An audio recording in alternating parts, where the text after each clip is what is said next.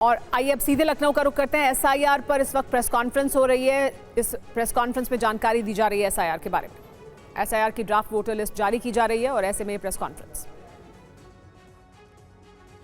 Election commission ने website पर draft voter list जारी की है। नंबर को वोटर लिस्ट प्रकाशन की तिथि थी, लेकिन साथ ही साथ इस जो हमारा फील्ड में जो वर्क चल रहा था, इसके साथ ही साथ भारत निर्वाचन आयोग के निर्देश थे कि अगले जो भी इलेक्शन होंगे उसमें एक पोलिंग स्टेशन पर, एक मतदेय स्थल पर 1200 से अधिक वोटर नहीं रहेंगे। तो हमारे जो इससे पहले का एक स्टैंडर्ड था वो 1500 वोटर्स का था, तो काफ़ी ऐसे मतदेय स्थल थे जिनमें 1200 से अधिक वोटर थे। तो उसको हमने रैशनलाइज, एक संभाजन की प्रक्रिया है कि नए पोलिंग स्टेशन बनाएं, जहां अधिक मतदाता है उनको शिफ्ट करके नए पोलिंग स्टेशन पे ले जाएं। इस प्रक्रिया में 15,030 नए मतदेय स्थल उत्तर प्रदेश में बने और ये अनुमति 23 दिसंबर को हमें प्राप्त हुई भारत निर्वाचन आयोग से। तो उसमें लगभग 7-8 दिन उसमें सर्वर पे ये शिफ्टिंग का काम, नए सेक्शन, नए पोलिंग स्टेशन बनाने का लगता है। इसलिए हमने 6 दिन का अतिरिक्त समय भारत निर्वाचन आयोग से मांगा और इसलिए आज 6 जनवरी को हम लोग इस ड्राफ्ट इलेक्ट्रॉन रोल को हमने पब्लिश किया है। और इसके जो मुख्य निष्कर्ष हैं कि हमारा इसका नेट रिजल्ट ये निकला कि जो 15,44,30,092 मतदाता थे, वो उनमें से जिनके गणना प्रपत्र जो रह रहे हैं उत्तर प्रदेश में, जीवित हैं, या तो स्वयं ने हस्ताक्षर करके दिया या उनके परिवार के किसी वयस्क सदस्य ने हस्ताक्षर करके दिया, वो गणना पत्र जो हमारे पास आए वो थे लगभग 12,55,00,000। एग्जैक्ट है 12,55,56,025। और जो पुरानी, जो हमारी 27 अक्टूबर 2025 की मतदाता सूची के जितने मतदाता हैं उनका 81.30, 81.30%, यानी इतने हमें लोगों ने वापस साइन करके फॉर्म दिए कि हमारे नाम ड्राफ्ट में होने चाहिए। तो जो बचे, जिनके साइन करके नहीं आए, वो 18.70% है। और उसका जो ब्रेकअप है किन वजहों से वो फॉर्म्स नहीं आए, वो है कि जो मतदाता जिनके बारे में फील्ड की भ्रमण के बाद बीएलओ को ये सूचना प्राप्त हुई कि इनकी डेथ हो गई, ऐसे मृत मतदाता 46.23 लाख थे, जो 27 अक्टूबर 2025 की मतदाता सूची का 2.99% है। ये आपको हम डिटेल, हमारा प्रेस नोट में ये सारी डिटेल्स होंगी। सो इसलिए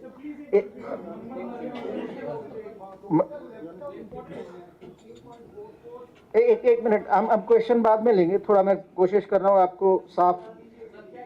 सो मृतक मतदाता 46.23 लाख, 46.23 लाख, और परसेंटेज के टर्म्स में 2.99% या 2.99%।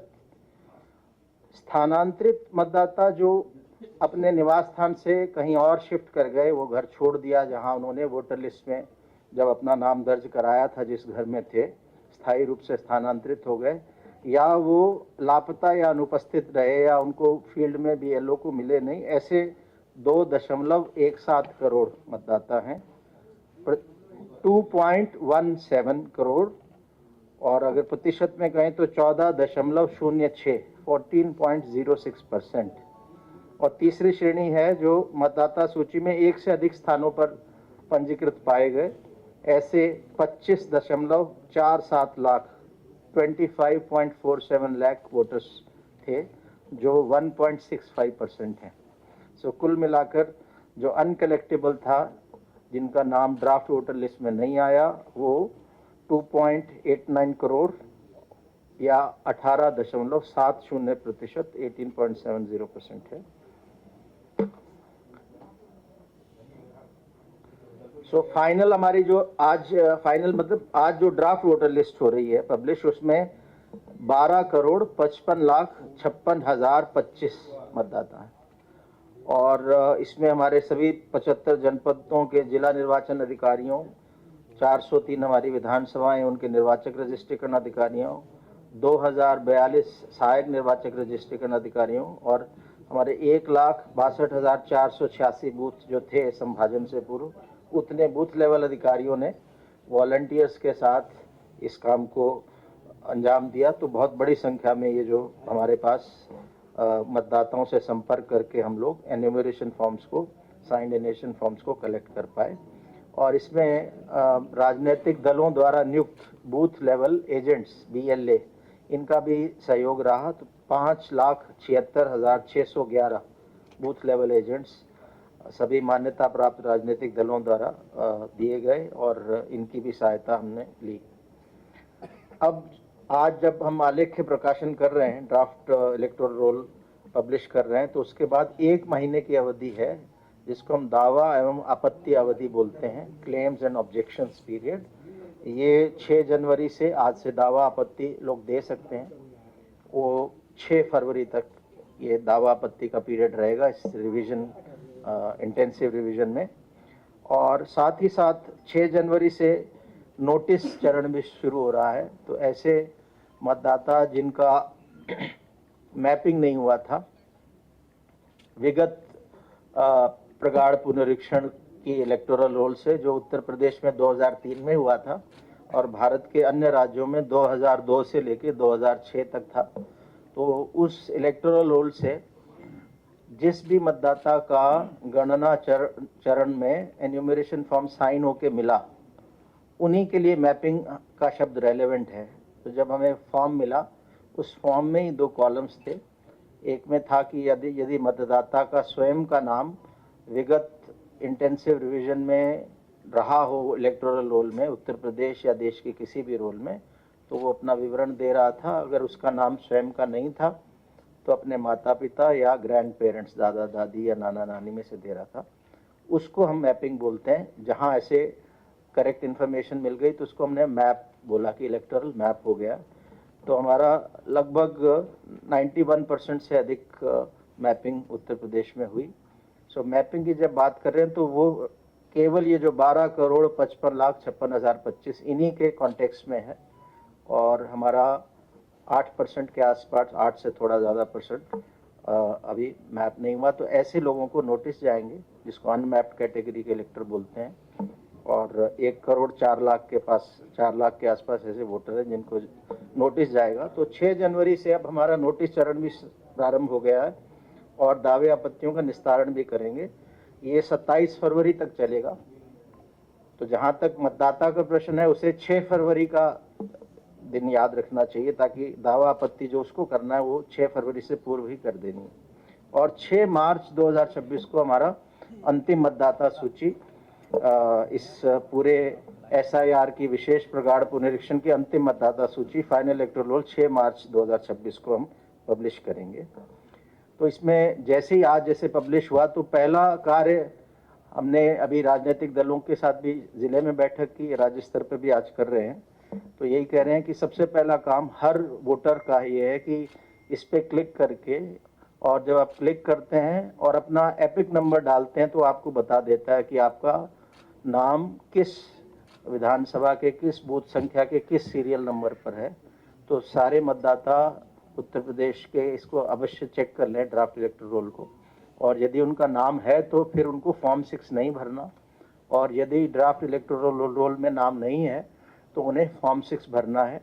और जैसा कि हम देख सकते हैं कि CO उत्तर प्रदेश के वेबसाइट पे जैसे ही हम क्लिक करते हैं, जो पहला पॉपअप विंडो आता है उसमें फॉर्म 6 अवेलेबल है, इंग्लिश में भी हिंदी में भी।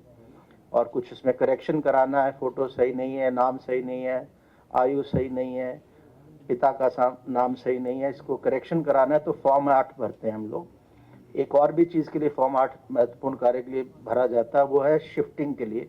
ऐसा भी इस दौरान हुआ है कि कुछ लोगों ने शिफ्ट कर गए, लेकिन उन्होंने BLO को संपर्क करके अपना एन्यूमरेशन फॉर्म भर दिया, इस आशा के साथ कि हम यहाँ से अब नए घर में अपना शिफ्ट करा लेंगे। तो उसके लिए फॉर्म 8 अवेलेबल है, उसको भर सकते हैं। और साथ में महत्वपूर्ण है कि फॉर्म 6 के साथ घोषणा पत्र भी है, जो भी हिंदी अंग्रेजी में दोनों अवेलेबल है, डाउनलोड करके उसे भर दें। और इसके साथ ये तो हमारा नेट पे है, डेस्कटॉप पे कर सकते हैं। ECI नेट करके मोबाइल एप्लीकेशन है, जो एंड्रॉयड और एप्पल दोनों प्लेटफॉर्म्स पे अवेलेबल है। उससे फ़ोन से भी मतदाता इन फॉर्म्स को ले सकता है, ड्राफ्ट वोटर लिस्ट में अपना नाम दे सकता है। तो सबसे महत्वपूर्ण पहला कदम आज ड्राफ्ट पब्लिकेशन के बाद ये हर वोटर के लिए है, हर 18 साल से ऊपर के उत्तर प्रदेश में रहने वाले व्यक्ति के लिए, कि अपना नाम चेक कर ले और अगर नाम नहीं है तो फॉर्म 6 भर दे। नाम है, कोई गलती है, कोई करेक्शन कराना है तो फॉर्म 8 भर दे। नाम है लेकिन पोलिंग स्टेशन पुराने घर का दिख रहा है, उन्होंने फॉर्म भर दिया, अब कहीं और आ गए हैं तो फॉर्म 8 भर के शिफ्टिंग करा लें। ये बहुत ही महत्वपूर्ण है और इसके लिए 1 महीने का समय है। तो इसमें हम सभी राजनीतिक दलों से भी सहयोग की अपेक्षा कर रहे हैं कि उनके जगह जगह कार्यकर्ता हैं कि इस मुहिम में 1 माह में हम चाहते हैं कि अधिक से अधिक लोग या जो भी एलिजिबल हैं वो अपना नाम उत्तर प्रदेश की मतदाता सूची में लेके आ जाएं। जैसा मैंने बताया कि दावा मतलब फॉर्म 6 नए मतदाताओं के लिए आवेदन होता है और फॉर्म 8 4 वजहों से भरा जा सकता है। तो उत्तर प्रदेश में एसआईआर की जो वोटर लिस्ट है वो जारी कर दी गई है और इसमें अब 2,89,00,000 मतदाताओं के नाम कट गए हैं। उसका आंकड़ा भी दिया गया कि किस तरह से और किस किस कैटेगरी में नाम कटे हैं और अब 1 महीने का समय है। अगर आपका नाम वोटर लिस्ट में नहीं है तो आप अपना नाम उसमें डलवा सकते हैं, आपत्ति दर्ज करा सकते हैं, क्लेम कर सकते हैं।